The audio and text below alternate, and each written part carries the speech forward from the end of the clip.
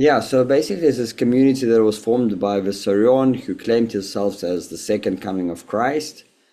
And in the 1990s, when USSR was collapsing, so it was perfect time to just gather the people and bring them all here. So 10,000 people came. You can just look it up, City of Dawn. You can just Google it in Siberia. Anyway, so it's a few villages here next to each other, about 2, 3 miles apart. Very, very, very pretty nature. Giant river with drinking water and taiga forest. And then the actual City of Dawn, the actual heart of this whole thing, is at the top of this hill with a giant lake like 10 miles across. And it's a sacred geometrical city with 5 pathways symmetrically equal angle spaced, and then 14 roads. So we walked through it. I've been here 5 times, and first of all, it's very pretty. I mean, I just gosh, yeah, it's very beautiful what they've done, but it's a museum. It felt like a museum. They keep on chopping their lawn constantly. All sounds constantly cutting lawn. All men like obliged, like an agreement to work 5 hours per day in summer and 4 hours per day in winter. Women are 2 hours a day to maintain the whole thing. So they've got some landscape things, and it's a very pretty. It's like no fences. It's a very unique village, which let's show this here. Yeah, gosh, there's just so much to tell about it. But basically, I got stuck on the Third Testament. He rewrote the Bible. And in the Third Testament, in a nutshell, they say he wrote that to lie, if you feel like it's going to do good for the people, it's okay to lie. And I ran with this Third Testament, telling everybody, "Hey guys, there's something wrong here." And everybody told me, "But you can tell your child about a Christmas father. That's a lie for the well of your son or your daughter. Or you wouldn't tell an old man that he's dying if you know his doctor prognosis." And I'm like, no, I don't agree with that. I don't think we should be telling lies to our children or tell people that they're okay if they're not okay, because a person might be able to realize something at the end of his life, that he is somewhat with his own thought beliefs and doings is actually causing his own death or illness. And if we keep it away from him, he might never even upgrade or level up. He just takes it to grave, and I don't know what happens thereafter, but you know what I mean. It doesn't matter. The bottom thing, I don't think it's a lie. A lie is good, but be that as it may, he did gather an amazing group of people here, and they lost 2 generations of kids already. One, because the kids are also looking at their parents, and the parents refused to be with money. So they said no to money. They're very similar to Amish people in America, Amish. Very, very similar. But the thing, Amish people are they're engaging with financial, I believe they're like, I don't know, they're selling milk and they're just organized, in that way. And here they just want to do barter and trade, and they just want to give love. And it backfired in a way that its houses are not finished for 7, 10, 12 years. They're still in construction mode because they ran out of cash to finish. And obviously kids are looking at all of this and they're not inspired. They can't, like today we were speaking to some youth who were born here, and they said that, and he's teaching other kids now in school, and he says the kids are not inspired to look at a blacksmith who is broke, absolutely broke. They're not interested to, no matter if he's the best blacksmith in the whole village. The kids are like 14, 15-year-old. The guy's already like smart up there. They're already thinking fast and sharp. And the guy is absolutely broke. He's got, hands are dirty. He's not looking after himself. He's divorced. He doesn't have a wife. And they're like, well, you know what I mean? They're just like, show me the result. And many of them can't show the result. So they lost 1 generation of kids. The city kids go to the city and don't come back. And that's first generation, they're already lost because they've been here for 30 years. So the one generation is lost mostly. And the second generation, they're losing to cell phones because the kids are just like, into digital. Right. That's sounds like a sad thing to lose those generations in the village that you're visiting. And I can see how it's happening and why. And but it's also a lesson in how do we actually build a regenerative economy or a transition away from the capitalist structure. But now that we are 10 minutes after 9, and we have the people here that I believe are going to be here for now, and I invite you to start your presentation. And I'd like to introduce everyone to Alosha from BioVeda Academy, BioArchitecture. And he's going to give us a presentation today on bioarchitecture. And beyond, it's so much more than just the buildings and the physical environment. It's a whole cohesive system that he's been working on with dedication for a lot of years. And so that's my introduction. And I'm going to pass it over to you to continue however you wish. Okay, so I didn't thanks, Kamara. I wasn't able to translate the presentation because if there's a big need from America, then I'll eventually translate it. But um, yeah, uh, I will be translating it physically in person. Okay, so how I see.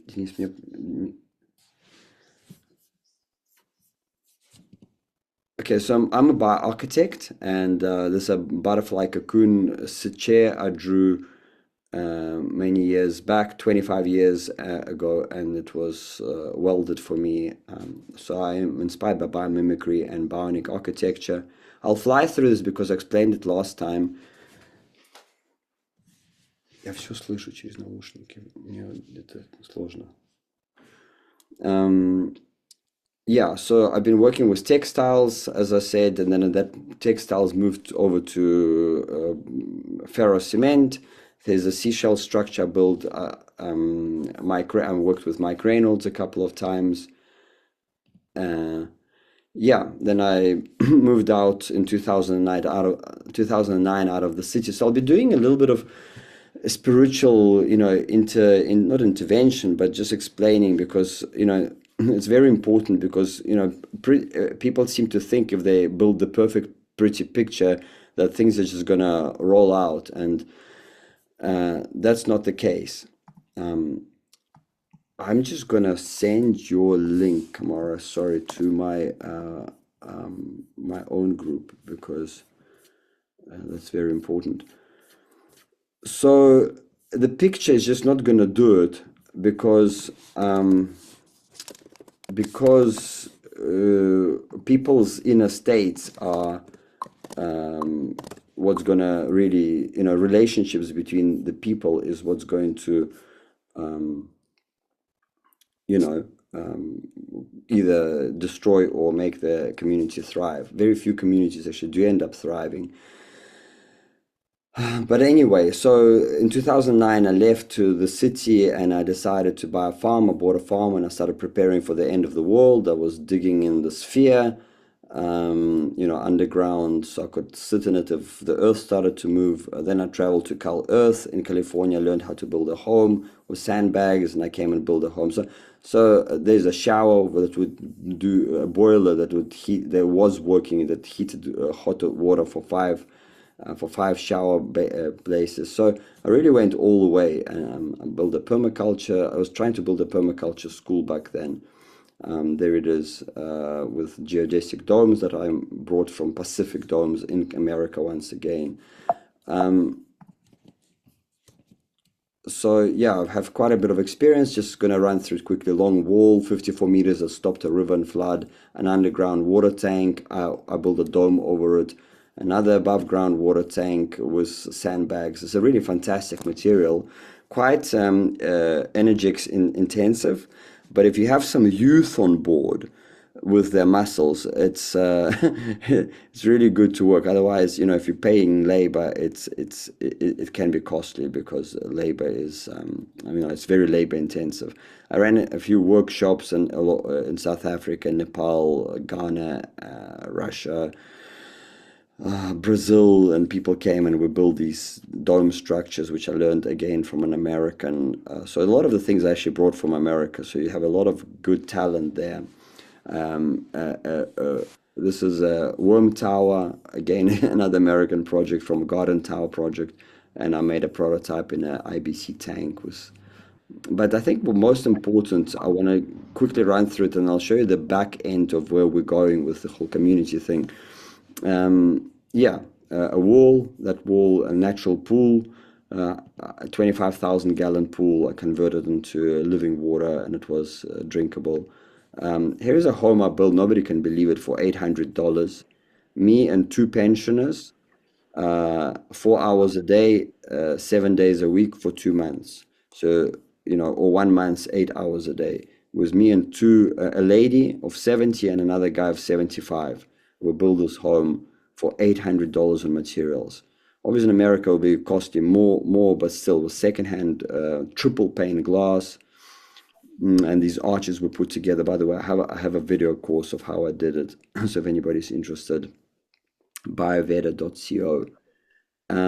Yeah, and then using the same method, I built the arch, made, uh, yeah, so I've got experience in quite a few different construction methods. So this is what I'm trying to, resolve. I'm not happy. It's not that not happy. I accept actually the reality the way it is. It's all perfect, but I see a better way of planning using obviously permaculture.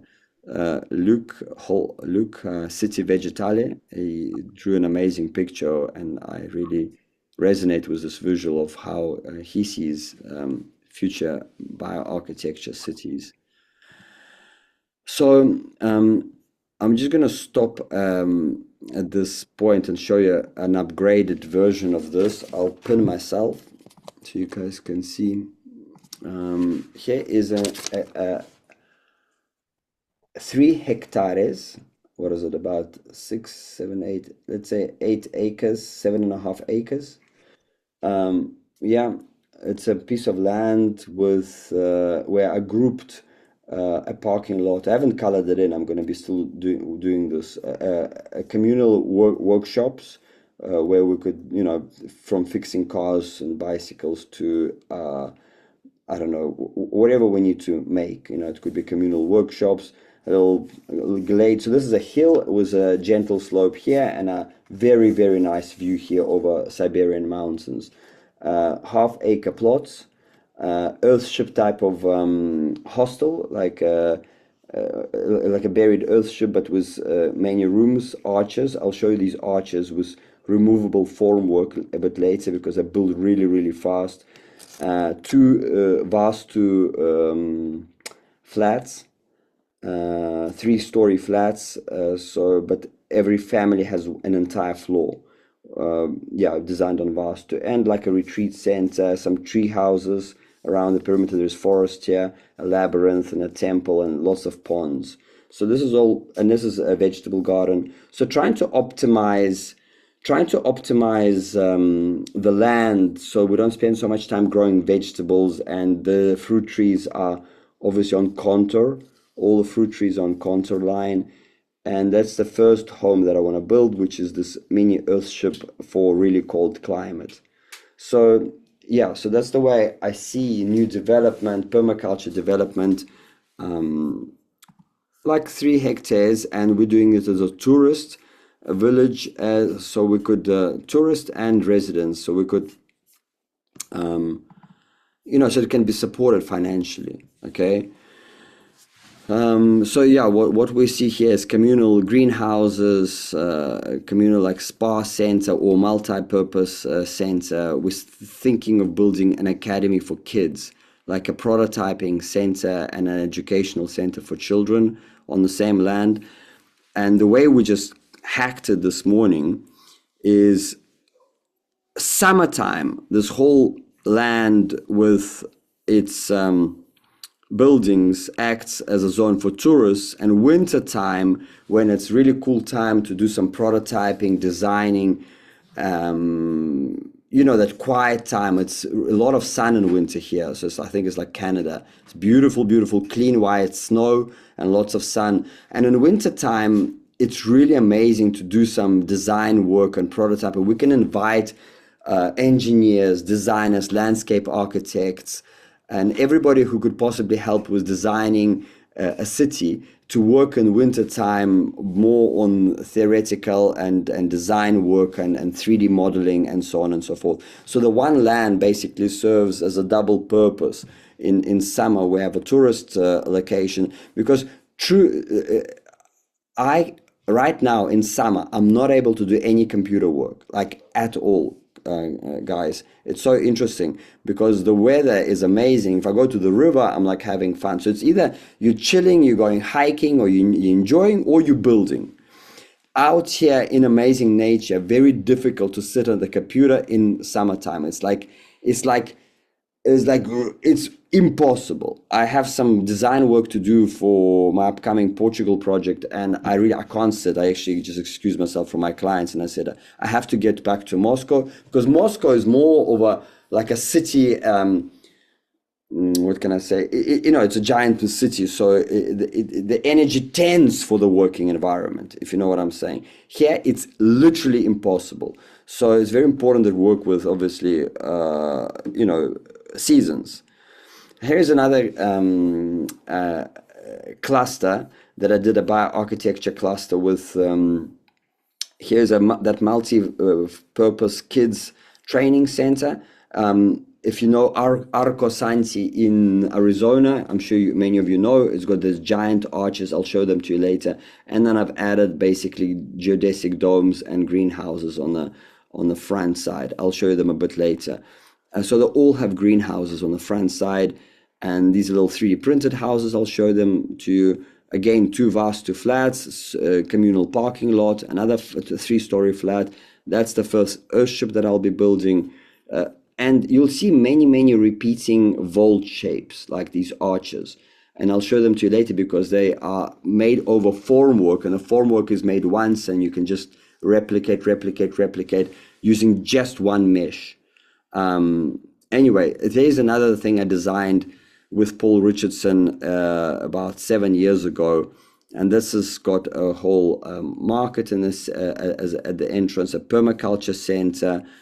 Here's my bioarchitecture school with empty plot of lands that students can build a communal living space for students. 2 schools for children, a little hobbit in the mountain, master craftsmen in this hobbit vaults, a kindergarten with climbing zone, Earthship Hotel up here in the top, and all the plots, 1 acre, 1 acre, 1 acre, 1 acre, 1 acre. So all these 1 acre plots. It's just way I see organization in this new neighborhoods. Yeah, it's the new neighborhoods with lots of cooperatives, the various cooperative businesses. But this whole project ended for me when the owner of the land placed 4 pegs, and he says, tomorrow I'm doing this, like I'm planting this. And I really thought that he's going to consider the plan that I didn't just randomly draw it. It's not just a picture. These are all hills. All these objects, buildings are on hills, like especially these ones. So this was all very much land related. I looked at topographical map to copy the roads. All the roads are on contour.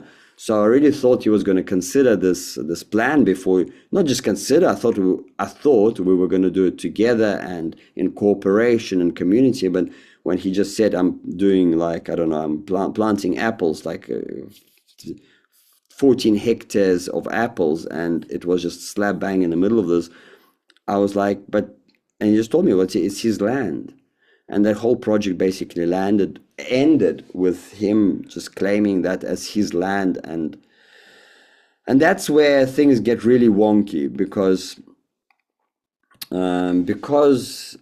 it's a high level of consciousness before we get into a project and trying to do something communal on the land. No amount of contracts can protect us at the end of the day, although contracts should be signed, and but it's really it's another level, and I don't know how to do it without God, and I'm sorry to speak about God, but really and it's not just any God, and it's not just about God, it's about a victim mentality.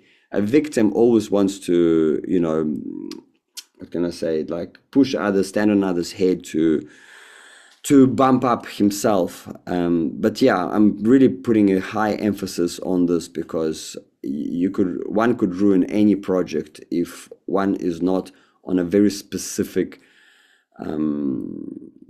belief system. And we'll chat about it a bit later. So anyway, we're about biomimicry. We're about spirituality, very specific spirituality, very, very specific spirituality. For example, the Buddhists, in the Buddhist belief, and many Buddhist beliefs, that wishes are not good. It's, not good to wish.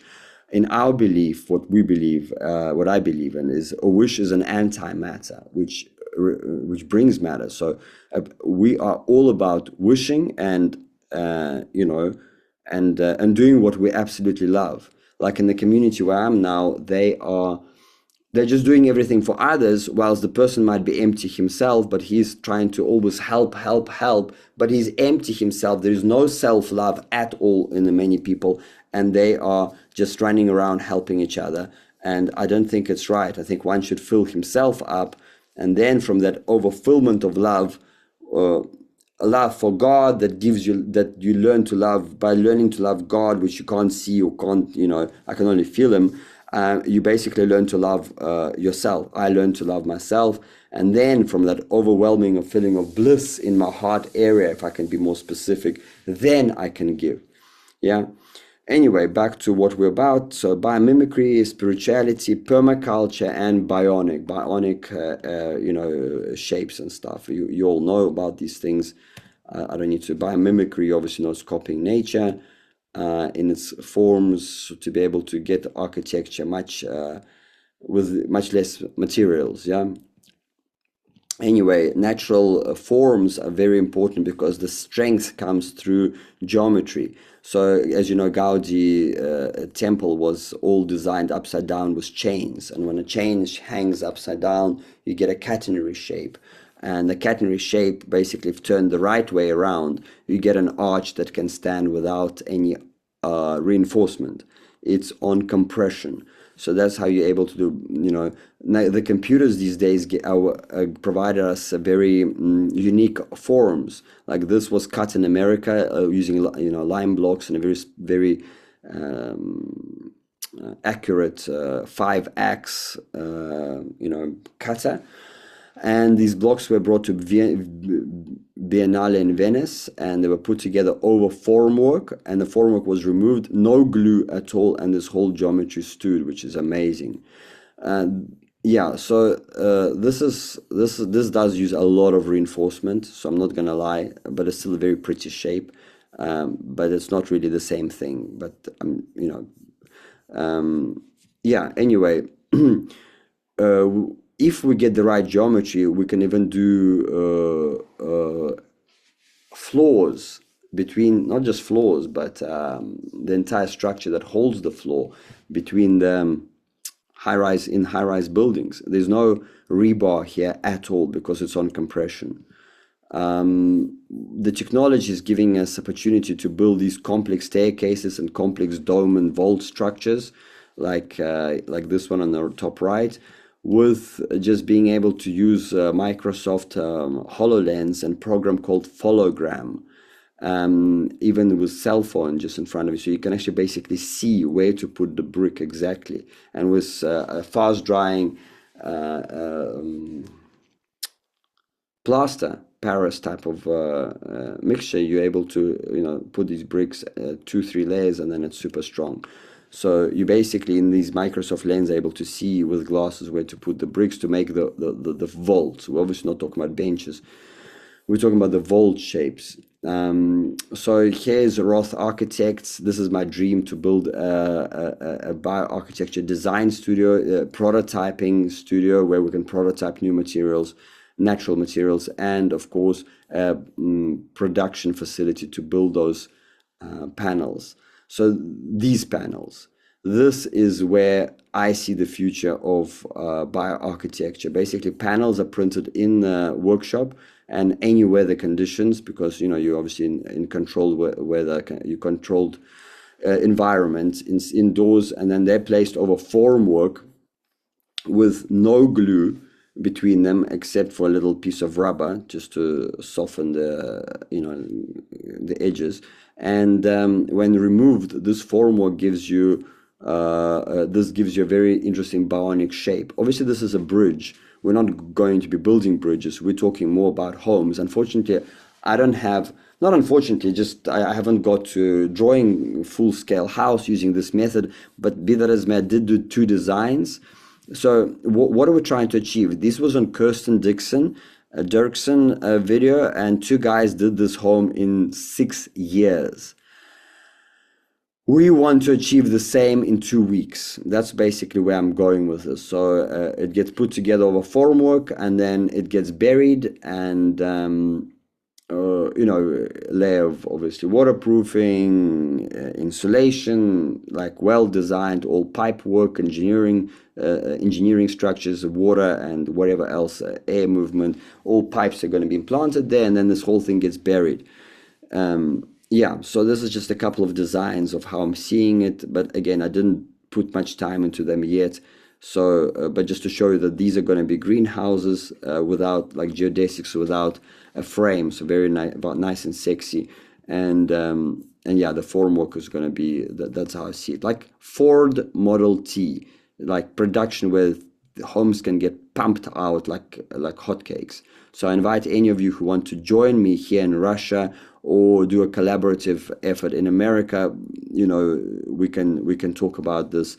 But I'm obviously inviting you all to Russia because we have lots of opportunities here, but I'm also open to look at other opportunities that come all over the world. Anyway, so this is what I've been working on for many, many years, and it's just a little summary of it, but I'm going to be busy. I'm busy spending the next 2 months doing a blueprint of this home. So basically, it's that arch that I showed you in Siberia that I built for $800, and this is like a 5-star version of it, but still nice and low tech. But in essence, what we've done is instead of overheating the greenhouse, we are doing a double perspex thing, like a beam work, and then there's an outer and an inner, and then we're taking the hot air between these two layers, and a parabolic dish, although I'm moving towards vacuum glass tubes for hot water instead of this parabolic dish, which will sit more in this area as well. So anyway, basically we're heating air and water to be able to heat thermal mass. Water underneath the pathway here in the greenhouse, and air will heat this big berm. That's just in a summary how it works. Basically, the Earthship berm just heats itself by the sun hitting the wall, if you know anything about Earthships. So the sun comes in, they have a glass that's positioned at to receive some winter solstice, sun rays at 90 degrees on 21st of December. And our home, the design that I've been working on, basically forces hot air into the berm through these channels, and then underneath the floor we're going to have more channels, possibly how these bees have done it, because it's very optimal with a little heart shape. Anyway, and we'll pump hot air through this, but all the hot air will be stored in the berm, and then we'll take it into underneath the floor. And also in summertime, underneath the same floor, we'll be pumping the cold air from underground, which will basically either bring us cool thermal mass clay floor or warm thermal mass clay floor in winter. And then we're topping up with a sauna once a week. So there is an oven that will basically send fire. I'm not going to go into details of how it all works, but I'm going to be doing the blueprint, and I'm offering the blueprint for pre-sale right now if anybody is interested to support me. It's on my website, bioveda.co. Anyway, it's a very complex project, but this is like my baby. This is really what I'm excited about.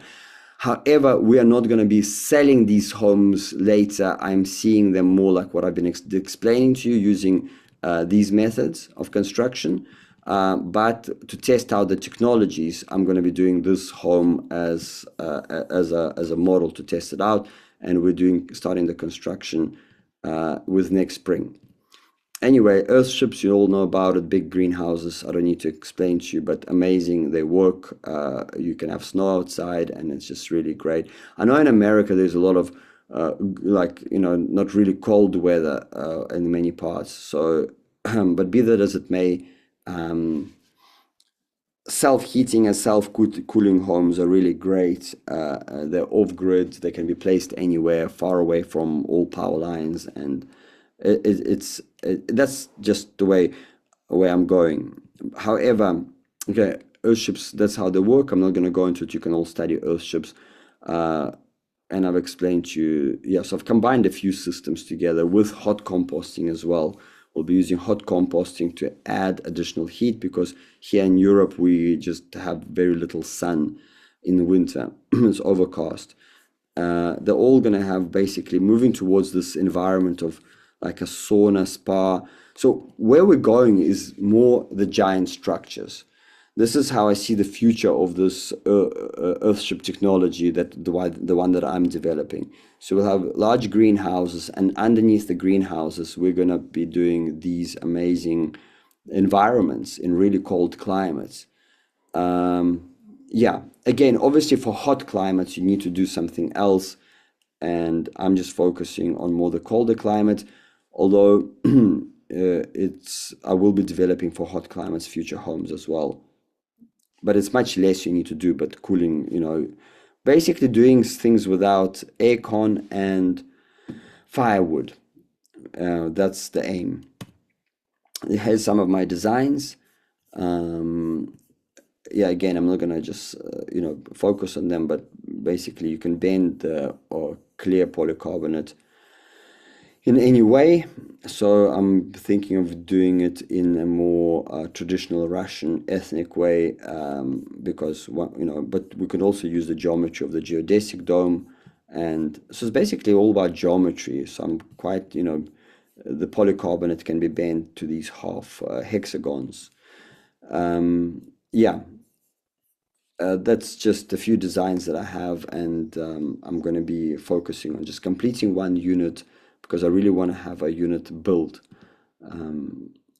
We can also look into earth, like with bionic architecture, we can look into a very thin structure. As I explained to you, that if the geometry is correct, you can get away with super thin materials and very safe. So for glamping units, bionic glamping units, this would be really, really great. Yeah. So the architecture I see is very different to what's traditionally is made. Very cozy, very nurturing, and yeah, and it's going to be printed. So we design this thing once, and then it's done. Well, 3 designs, maybe for a smaller home, a bigger home, and so on. What we have already, this is Cal Earth in California, is removable formwork. It's really, really great. I know I've shown you a little bit of the future, but what's available now is doing a formwork once, really in good quality, and then you're able to pour a roof with just one mesh, only one mesh, and you don't need to do a plaster in it. So doing like when I was showing you in this design, like many vaults here, there are little arches, that's them. Okay, so you're able to basically have one passageway, greenhouse in front, and maybe 5, 6 rooms for, it's like a for quick accommodation on the land to get started. So you can have, let's say, 4 or 5 families, or 3 families moving in, kids maybe in 1 or 2 rooms, low cost accommodation. That's what we're talking about. Because the whole thing, we don't want to get into debt to build our communities. So if we don't want to get into debt, we need to look at alternative methods. That's basically where I'm going. You ask, it's not just about pretty pictures. It's about Doing it that literally debt free, because we don't want banks to be hassling us when we move into the land. So like any brick or aircrete brick or mud brick, you can build a dome. That's my own dome that I built, and that's my teacher, Hajar Gibran. He built this in a warmer climate. So for warmer climates, you can do things like that with air intake at the bottom from underneath the ground and extruding the air up from the top, just exhaling it. And these vaults, here two at the back and one in the front, that's what it looks like once complete. That's in California in Hesperia. I've been there, studied there. So yeah, we all want pretty things like that, but doing it individually for every home is very expensive. That's why I'm thinking to put this as design it into our walls, design this into straight away into our printer, into the design that the printer prints, and then the family, and then it can be done for a family without the finishing touches. And then a family can put either mosaic or plaster themselves, and that way you could get the people at home. It was without a finish. It's rough. It's going to be gray, but it's going to be keep them away from the rain and snow and wind, and then they finish it in their own time, and they can save themselves, I think, 40% of the cost just by choosing that option. Sacred geometry is a couple of my drawings here, and that's Michael Rice. Yeah, I'm not going to go into sacred geometry. You all know that it's that our homes should be designed in these proportions, because they bring like good vibes, if I can just say it blatantly. Vastu, very important to pay attention to Vastu. In fact, my whole design changed now. What also changed to Earthship, because all my designs were like Earthships before, with greenhouses all on the south side. And after I studied Vastu, I realized that we need to have entrance door on the west. That's why the door is here on the east. We have to have some entrance or some opening on the northern side, because there's spiritual and financial energy that comes in from the north.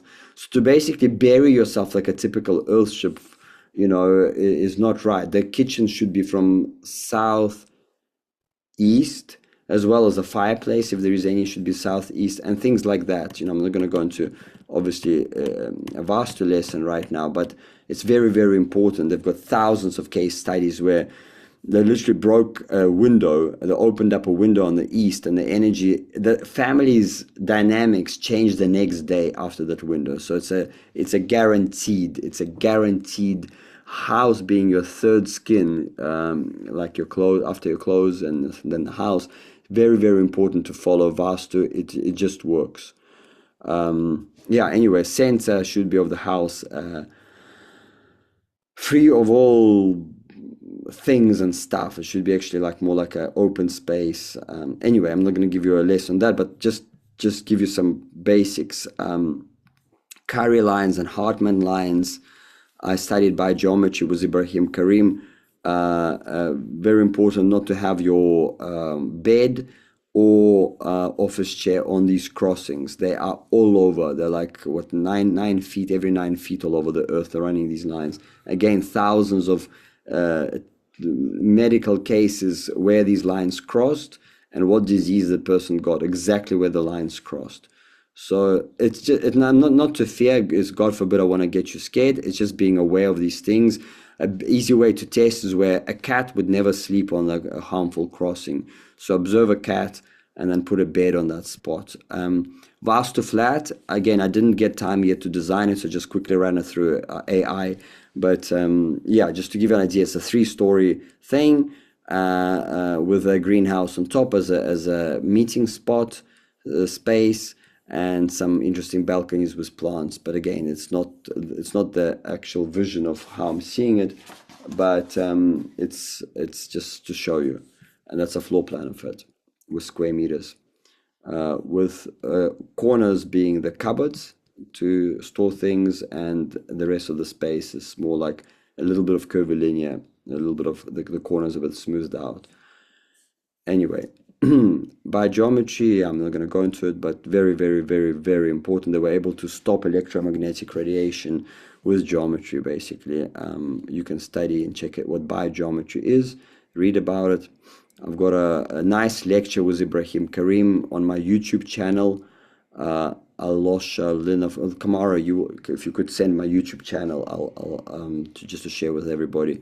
Anyway, I want to start doing decor. This is already, I'm able to do this. This is 10 years ago. And this is last winter, I did a new design for a decoration that will stop electromagnetic radiation. Again, anybody that wants to launch this with me in America, I'm more than willing. This would be amazing to launch in America because it can generate us quite a lot of income. It's a lamp.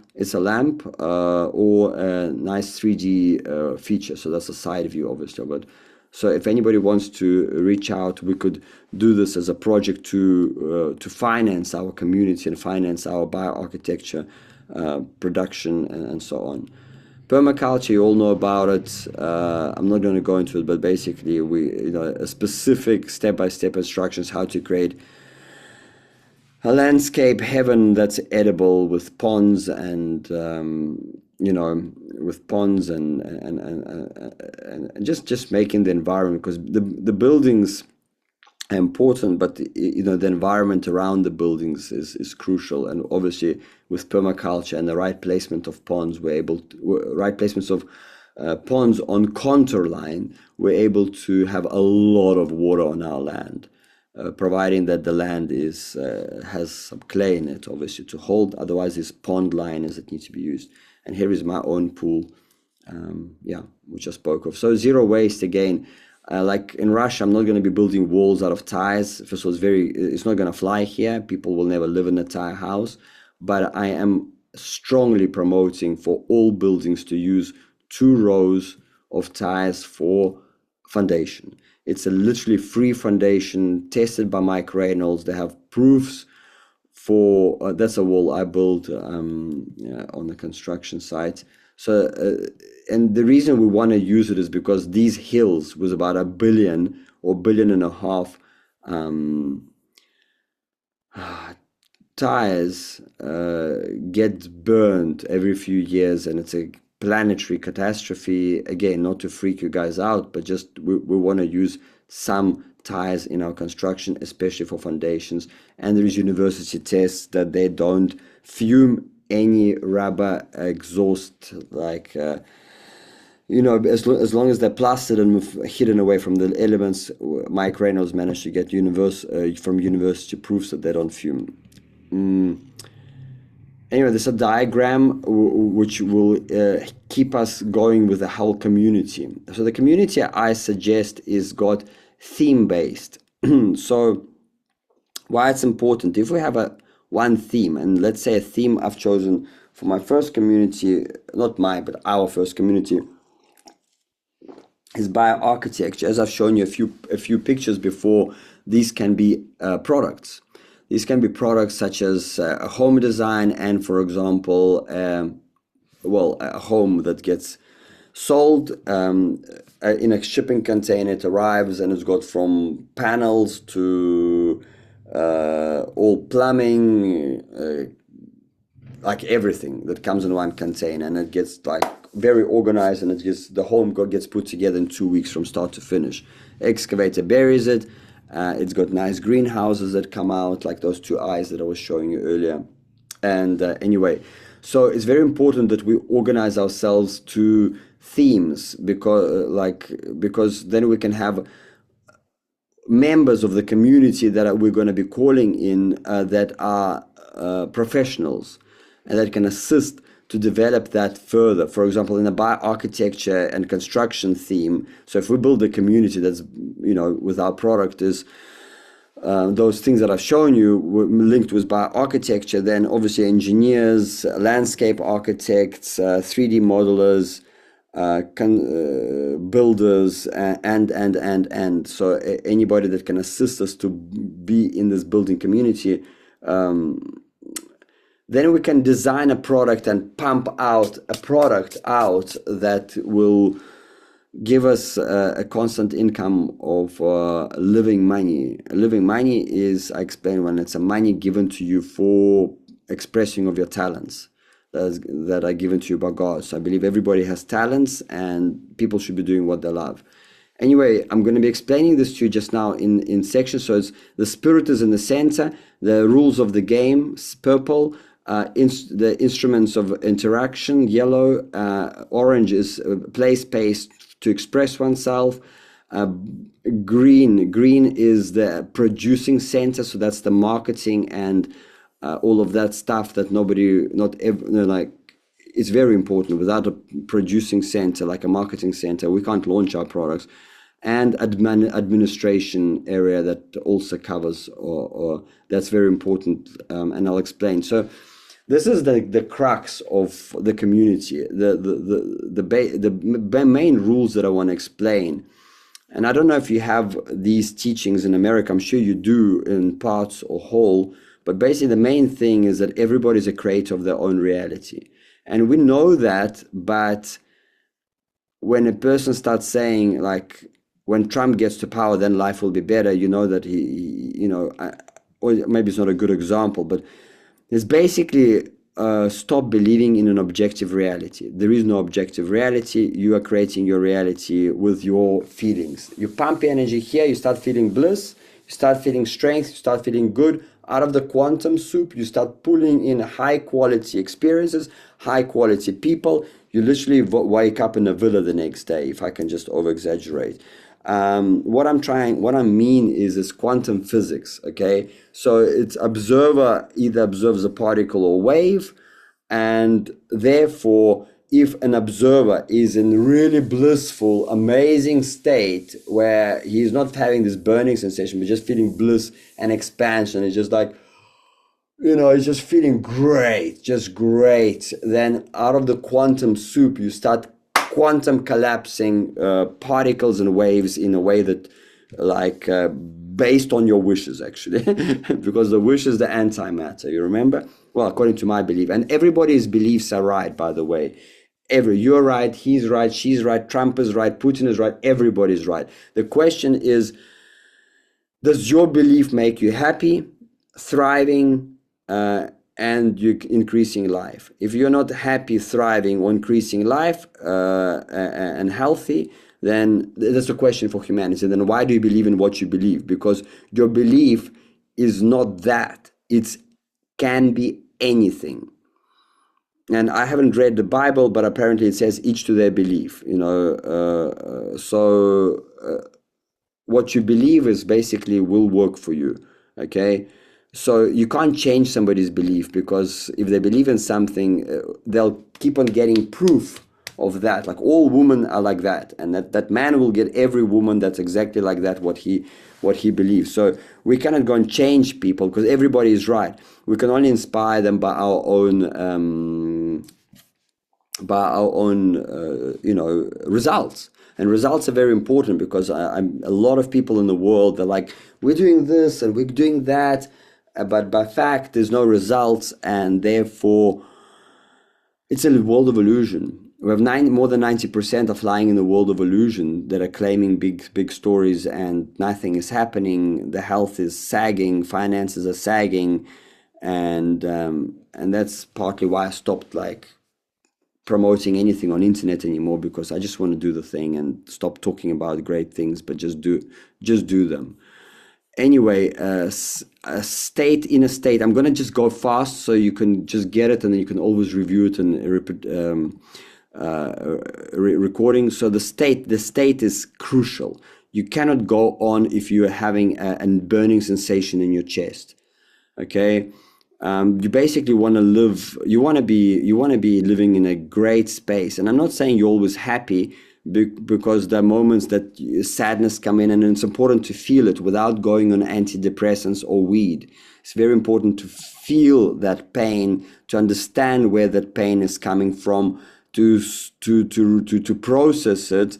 And without God, I don't know how to process. I tried with psychology. I've got 100 or plus writing books of analyzing, and it was all perfect, and a lot of processes are very good. But at the end of the day, I came to a dead end. Now I just ask, Great Spirit, please just help me realize this trauma and help me just heal it. Please just heal it.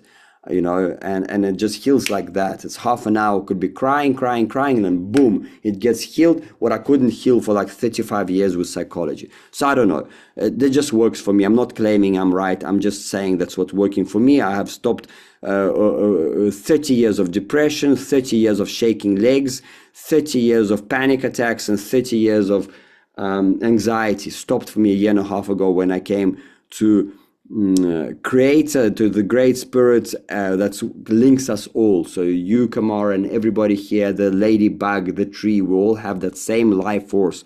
Let's call it the great spirit, the spirit of unity, or whatever you want to call it. And then the soul is generally starts living here. Well, it starts off here, but then it obviously expands and can be much bigger than your body. A soul is an organ in the body that's responsible for feelings. So if you ask many people, what are you feeling? They'll say, I'm good. And that's obviously not a feeling. They just, so a good way to train feelings is to put a reminder on your phone every 15 minutes, like some gong or chime sound. What am I feeling? And you put your right hand on your chest area and you like really just get into it. And you'll start seeing feeling subtleties that I'm feeling sadness, or I'm feeling this, and anyway, another thing I realized that nothing external can make you happy or sad. I thought when I get to community, then I'll be happy. When I build myself a home, I'll be happy. When I have my son, I'll be happy. And I have lived through 5 continents, 7 homes. Nothing made me happy. 2 divorces. Eventually, I got on my knees. I got to dead end. I was going without God for 42 years. And only last year I came to God. I got on my knees I was like at the end of it. I put a rope over my neck. I tried, and then I couldn't do it. And then I just got on my knees and all snot and tears. And I'm like, God help me. And it was in that moment that everything changed for me. I really hit my lowest end. It was either get out of my body, or find another way. And I found another way, and it's working for me. So nobody can make you happy or sad. No experience can make you happy or sad. No community can make you happy or sad, or help you, fix you. And I have many stories. I don't want to, I don't have time right now to speak about it. Anyway, another one is a belief in the perfection. So even if you don't believe in the perfection of some situation in your life, with your belief, you can really change it. And I don't want to go into we can do a separate thing about it, or you can book a call with me, or whatever. But I can help you with this thing. But anyway, choose to believing in the perfection that the war in Ukraine, choosing to believe in the perfection of it basically stops you from losing a lot of energy, because nobody can hurt anybody else. I know it's a scary thought, but 100 out of 100 cases, 100 out of 100, if you ask people who are at a deathbed in the hospital, although they'll be telling, oh, please, I don't want to die, you go sit with them, you speak to them for an hour, and you get out, you'll realize that they'll tell you that they actually want to die, and that's why they're there. 100 out of 100. Everybody who's getting your reality is your wish. Your reality right now is your consciousness inverted inside out. Okay, your wishes, all your wishes are already manifested. Okay, already manifested, not later. So everything you're seeing right now, including me speaking to you, is you've wanted it. It's your wish manifested, and I wanted you to be on this call because I needed to tell you something. Anyway, soul as an organ in the body responsible for feelings and indicator of true truth, the core truth, the true truth within each one. Nobody can tell you what's your truth. So that's why we train our feeling to, for the very least, to give us a yes answer, which is expansive. You want to yawn, you want to stretch, and no, which is a contraction answer. So you'll be able to check in any situation, yes or no. So indicator of true truths within each one. So nobody, you can't go to somebody and say, what should I do? Because that's a position of a victim. Do what you love, very important, and what increases life in you. Cooperation, obviously, everybody in the same theme of what we're doing. Everybody has a part, a share, and everybody is doing, in the doing. So you do, you get a share, and we're on one theme, like the bioarchitecture, for example. And then this one is very important, is to share the resources, the wealth when it comes proportionately to what you put in. So there's a really good app that the Russian guys developed that basically counts the hours and the difficulty of hours, because you obviously understand that some youth that comes in is not the same speed as a master bricklayer, for example, just to give that example. So it's very important to count that, including everything, including, like, even if you're doing what you love, but you like doing a foresight for your own community. In 2 hours, you're basically given how the community will, be in 25 years. But everybody will say, but you're doing what you love, but nobody else can do a foresight. And based on a foresight, you can envision quest like a foresight. You can get a lot done because you know where you're going as a community, and you all resonate. Very important to come to agreement, even if you disagree with somebody, to just come to an agreement. Find a way to come to agreement so you can have that unity, so you don't have pull the whole thing in different directions. Which leads me to say trust towards masters in the sphere of doing. So if somebody is a master in marketing, you can give him an advice, but at the end of the day, he makes the final decision because he's a master marketer, and obviously responsibility for the result. Doing but not finished is like, well, it's not good enough. We need the result. If we don't have the result of what we agreed on doing, then all that doing is like useless in a way, unless you all decide that that was a mistake or something. But anyway, the result is important, and of course the copying of nature by mimicry. Instruments of interaction. Okay, that rules I just explained to you, that system of exchange of energy, which I explained to you, that amount of hours and it's done every week, guys. Because once the weekend has passed, everybody's already forgot what on earth happened last week. Then important in the group to create this prayer together. And I have some prayers in my channel. I'll send it to Kamara. I've translated a couple of prayers. It's not prayers God help anymore. It's basically show me how, Great Spirit, how am I creating this reality? And a hygiene of consciousness, very, very, very, very important every day. I release all entities, all contracts, all egregors, all links and ties to them. You've got to do that every day, because every time you speak to somebody, you get things that get attached to you. Nothing to be scared of, but it's good to cleanse yourself every day. Anyway, you do the prayer with your members every day. I believe that's what, with my friend and partner Denise, we're doing this every day, and it's the only reason we haven't flown into separate directions. Vision and foresight, very, very important. What I said, what will your community be in 20, 30 years? Strategic sessions, very important. Physical and spiritual, practical, but physical, very like a team building. Like if your body is getting sick, what communities can we talk about? First and foremost, this should be in bold, is your body. You got to get your body. So we started doing yoga here in the community every day, and regularity really makes it work. So every single day at the same time, we're doing yoga now, and it's like amazing, because when you're doing it together, you're able to do like an hour and a half, which I'm never able to do alone. And of course, work with a guide. If somebody's falling down levels of reality, remember 5D, either move up of levels of reality, or you can move down. If you, for example, don't see the perfection of some situation in your life, it becomes like a loss of energy. So love is always pumping. The spirit, the great spirit, the unified spirit, always pumping love. If you're not feeling it in your heart right now, that means you're separating yourself from it, and you have some like a bath plug that's open and just losing energy. Some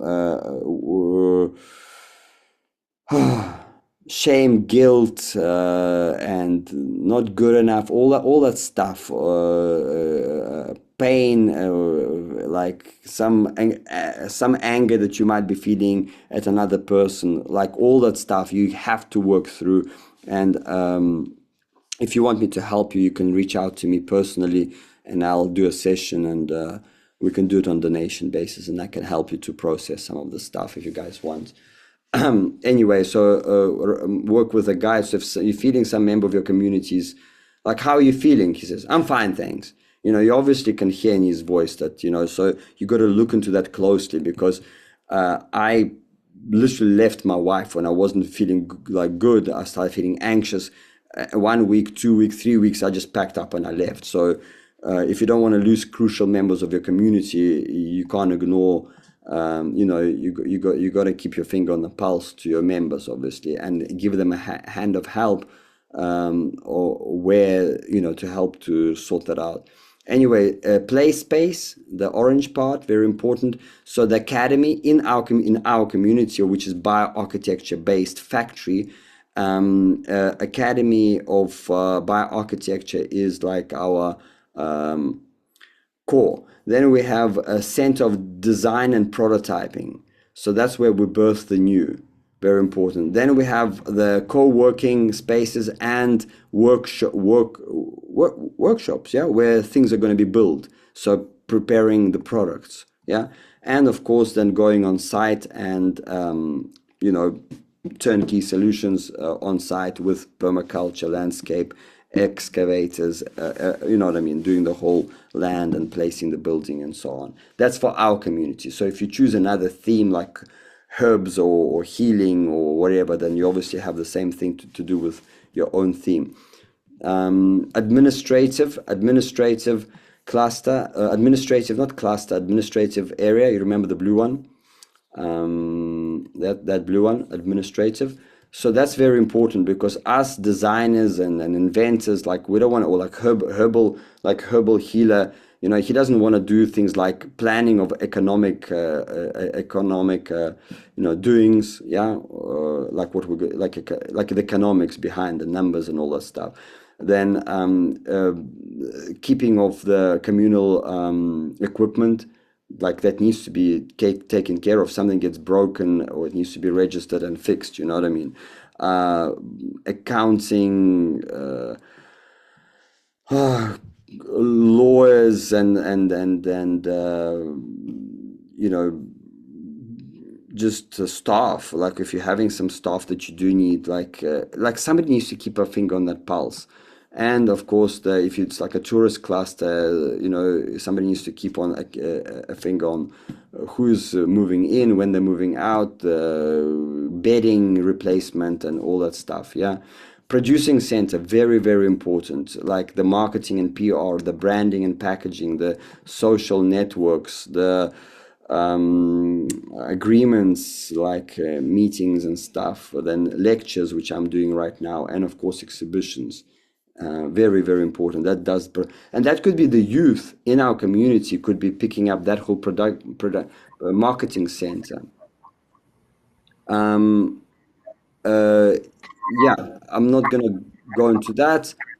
Uh, we have a microphone there, Stephen.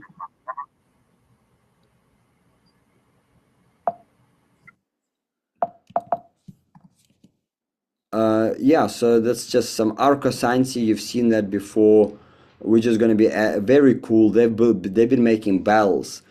But and Paolo Soleri had some big visions of this giant city. Look at the size of it. Everything they've built is in this color in Arizona, and this was the master plan for the rest of the construction that they were going to do here. Anyway, reality is they have 80 people living there constantly. They do accept, I think, close to 40,000 people every year that come and buy their bells and do some workshops. But what's amazed me about this project is that the students and volunteers build these giant, look at the size of these arches. So the communities I'm seeing are denser. I don't have a drawing of the community yet besides this thing that I've shown you, but I'm going to do it obviously much more detailed this autumn. But I really like this thing because you can have giant workspaces and for events, like really cool events that you can do. And being an arch, this is super thin. If you look at the construction photos of this, it's ultra thin, so it uses very little material being in compression. And there's flats. So I'm seeing a higher density. Although we all want 1 or 2 hectares for ourselves. The problem of 1 or 2 hectares per family is that you're not able, it's really far distance to travel between members of community. Like there's a community next to Moscow, believe it or not, that took 10,000 hectares and only 30 families live there permanently. Everybody took their lands for apocalypse, so they really barely come there, or maybe they just come in summer. The rest of the year, the kids have to walk 5, 6 miles for their neighbors. So that's the downfall of everybody grabbing a giant piece of land. Most people can't manage more than half an acre, or that's the most they can manage. Some people will need a flat, like here is flats in Arcosanti, you know. You know what I mean? So I know we all want giant pieces of lands, but really, really, really, how much do you really need? Do you have green fingers? Are you able to do something with your land? Are you maybe traveling all the time and you don't need, you can't maintain that 1 hectare or 2, 3 acres of land? I know it's nice, but do you need all that land? So there's a big downfall if you take a giant piece of land, yeah. So anyway, there's something to consider. A temple space is very important. I just call it a sound healing space. So a space where we can just come and be quiet with, with the great spirit, with maybe doing some chiming or some sound healing and so on. So I'm not saying a temple should be like this, but we do need to have a little temple, especially on a power spot. So power spots need to be found. Temple needs to be built on power spot, and God forbid you put a toilet on a power spot. That's why I don't want to go and try and rebuild old villages, because it's already, the energy is jammed. We want to be able to find the power spots and do like you know what I mean, like either a stone placement on it or something sacred. Then it activates the whole land. We've got to come with deep gratitude and sincere open hearts to the land. And also, so I'd recommend doing a few nights sleeping in a tent on the land that you've chosen, just connecting with the land, asking what it wants, how to heal it, connecting to the spirit of the land. So it's a very complex connection. It's a very complex thing that to build a community that will thrive. So you need to consider the spirituality, very, very important, and you need to consider the financial things, because as I said, the community that I'm in, they've lost 2 generations of kids, because kids are looking at adults that are living in decapitated old homes. They're doing great things, but they're not. They haven't figured out the material, the wealth, and they're like, well, stuff that. I don't want to be a blacksmith or potter or this, because this profession is not paying. So they choose to go to IT or whatever else, and that's the reality. So we want to show our kids that. Hey man, you can do what you love and earn a living with it, So anyway, with kids, I want to with the children, I want to start building a little hobbit land with them, using these formworks and a Cal Earth method of construction with sandbags. I just made myself some small sandbags, about 10 inches wide only. So yeah, this is Roger Dean. So doing interesting architecture. So basically, with the kids, we want to experiment 1 to 2 and 1 to 3 scale model of the real home.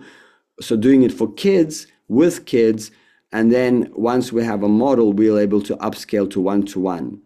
So not so small like here. I'm really meaning 1 to 2. So half size. Yeah, and Cal Earth, I've taken some photos. So I'm keep on linking back that we are a community that chosen a theme of bioarchitecture, so we can become a factory to build other cities and communities. Cities very loudly spoken, but communities. So therefore, we're teaching our kids geometry not just for the sake of geometry, but how can be geometry linked to bioarchitecture? How can be geometry linked so we can produce a home that uses 70% less building materials? Yeah. Uh, anyway, so I have an English channel, which are not these, but you can, um, yeah, you can. We'll send you a link. We'll send you a link that you can connect with me. I'll send it in chat now. Any any uh, questions?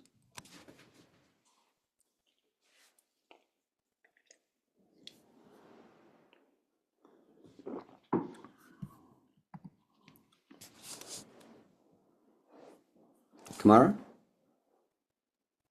Yes, I'm here.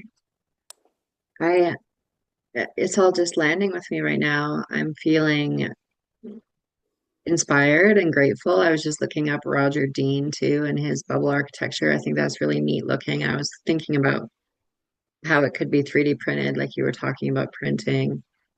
I know a guy here locally who has 3D printing machines that do homes that around the world, and uh, it's so the the construction of yourself and Roger Dean is so much more beautiful than just the typical 3D printing that they're doing now, which seems to lack a little bit of aesthetic, you know. Yeah. Um, Yeah, mhm. and the good thing about Carl Earth and all they taught us was the bags. It's exactly the same method of print of as it's additive technology. The 3D printer that says 3.5 centimeters by one, or like 1.5 inches by half inch, and the bag is 15 inches by 5 inches. So it's like exactly 10 times. Just to simplify it. So it's this size.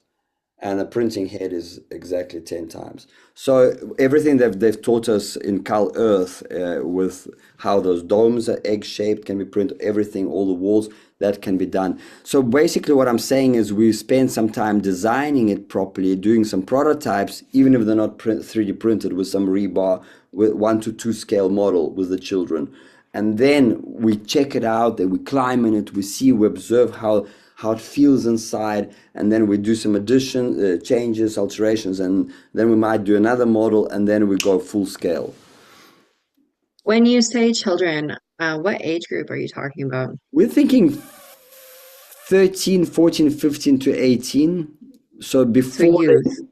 before they leave this community, before they go into the big city, we want to show them, and those that, and we're not, we've opened it up a little bit. Before it was just architecture, like bioarchitecture. Now we opened it to uh, product design, fashion design, and permaculture design, and all types of like design to do with anything 3D. So, like furniture design, interior design, and it's all linked to bioarchitecture. So then if the children that will show interest, like really like interest towards us, we'll nurture them and guide them and teach them biomimicry, how it can be not just design, but bionic bioarchitecture, flowing forms, but not just flowing forms, but correct flowing forms that use 70% less materials.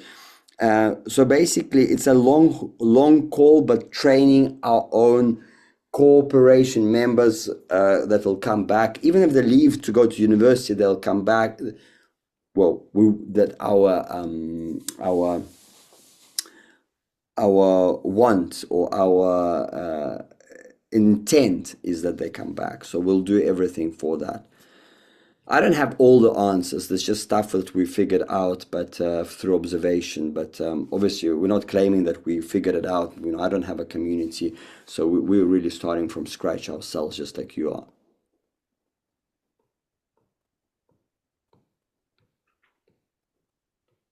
Other thoughts from other people who watched the whole presentation?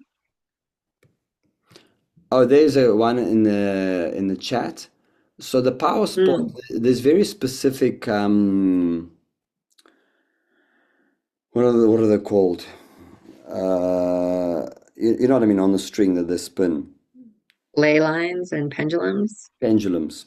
From biogeometry, very specific pendulum that you have dials, you have basically a vertical wave, and you have a horizontal wave, and you can tune into it, and it basically starts spinning. They have a very simple one called the BG16 pendulum. It's got 16 discs. It's like it's the proper thing. It's not just some crystal on a stick, on a string. Anyway, that tests four power spot exactly. So you would basically print out a map of your whole area.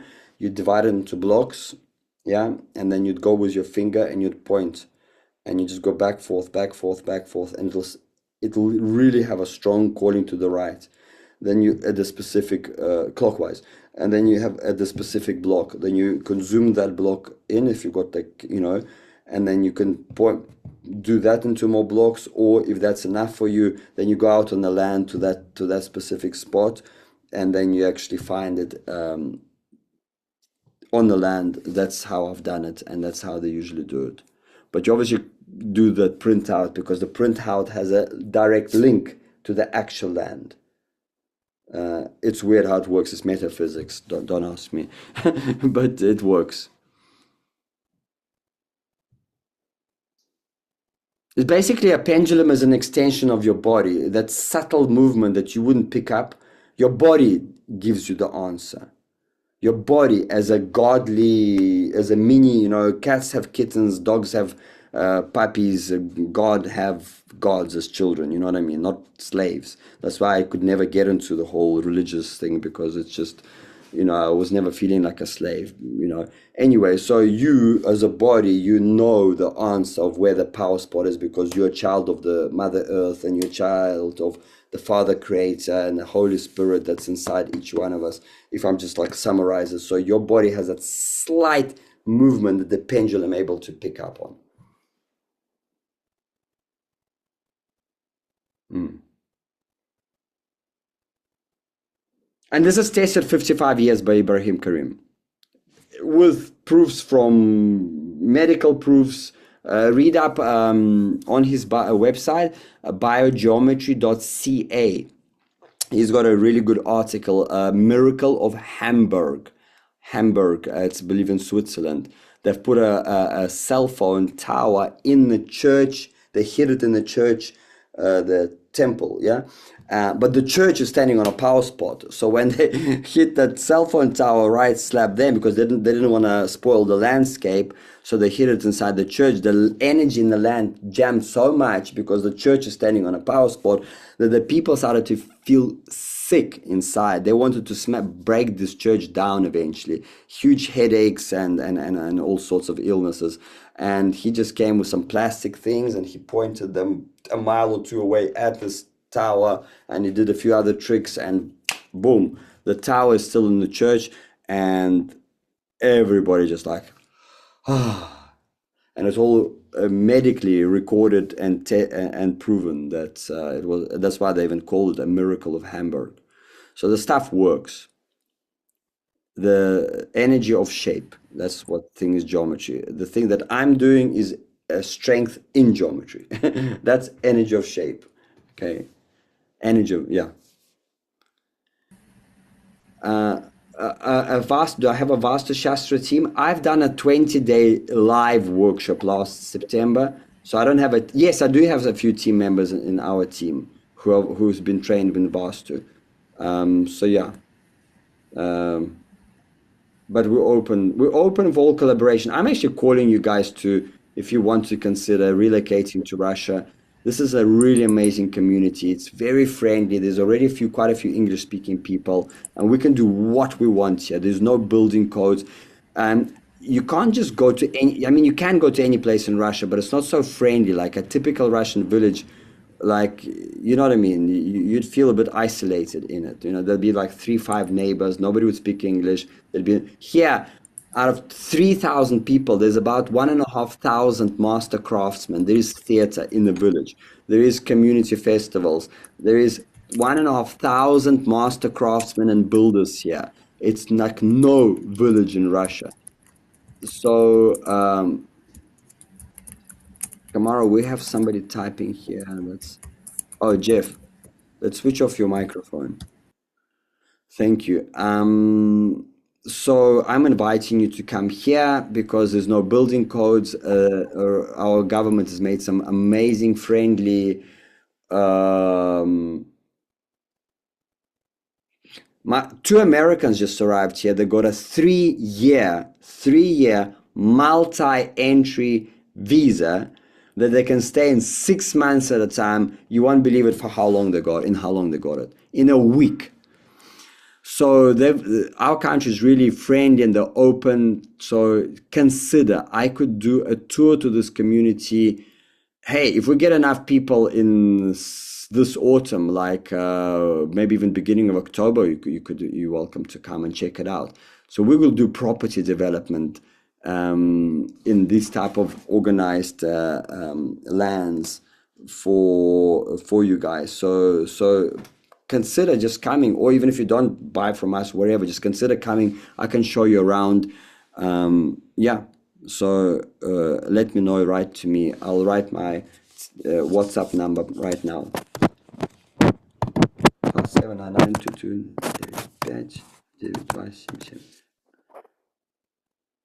Okay, you can write me in WhatsApp and you can just come and visit and I'll fly out here and meet you and guide you and be your guide and show you around.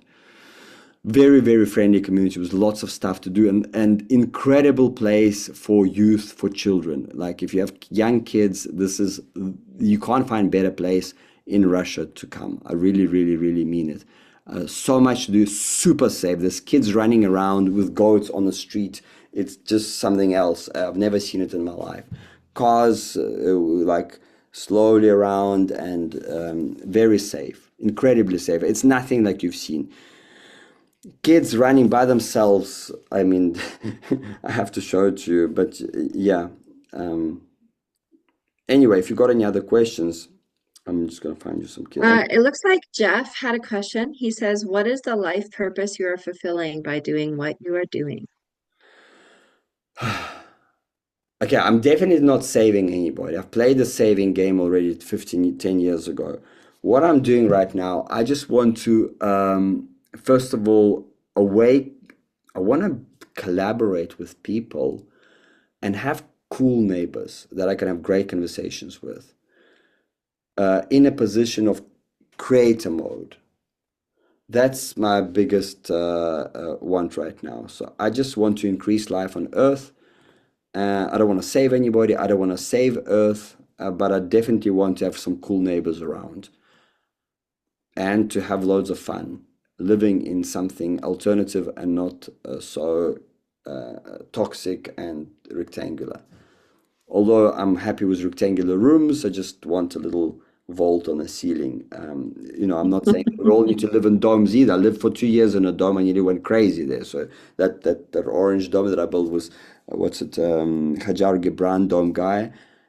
So a dome for like an art space or a dome for like a kitchen eating play space, perfect. But a dome for like an office is just a bit too like no stability mode. So if you want to build yourself a dome, I'd highly recommend you go and live in one for a month at least.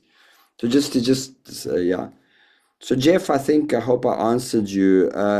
And I obviously want to, you know, I want to be able to have the community that marries matter, financial matter, the dollar, not for the sake of becoming like this, like ultra rich, so we can invest back into our community. And if you want to fly to Bali, that there's wealth for that, there's abundance for that. So I really see nature is abundant, and I believe we ought to be about not ought to, but if person does what he wants, that's why there's a marketing producing center that helps us to get our products out there. If people are doing what they love, there should be abundant, and not just financially, but in health, wealth, and everything. Just thriving beings. I want to see a fully complete, not complete, but balanced human beings near me who are interesting to have a conversation with, to go hiking with. to have our kids join and have fun together. And I want to have more of these communities around. That's my dream, and it has been my dream for 15 years. Thank you so much for your presentation and for your work and for your time today, Alosha. Really appreciate it. Awesome. Awesome. I'm glad. I'm glad. So we are going to wrap up the call, but lastly, before we do, I sent out an email and a reminder to all of our Masterminding Eden applicants regarding our event for 2026. And it includes a link to this poll to see who is still committed to attending, and it has some details in it. So if you haven't seen that poll, could you please click that link, fill it out? It'll only take you a couple minutes. Obviously, you may need to think about it for a little while, but it's not. It's more just some research to see how many people we have that are committed and for how long. So that would be really helpful. And I wish you all a beautiful day. And I call in the rapid manifestation of abundant, biodiverse earth that is healthy for all people and for all creatures on our planet. You know, a civilization that works in harmony, and we are all part of that, part of creating that, manifesting that, and wishing that into existence. Thank you, Alosha. Thank you. Thank you, Kamara. And speaking of the prayer, I've just sent you a channel in Telegram. That's where the prayers are. I know it's not much, but we translated a few. I translated a few word by word. So if you want to check it out or write to me in person, yeah, if you're stuck somewhere in your life. Okay. Thanks, guys. Goodbye, everyone. Okay. Bye.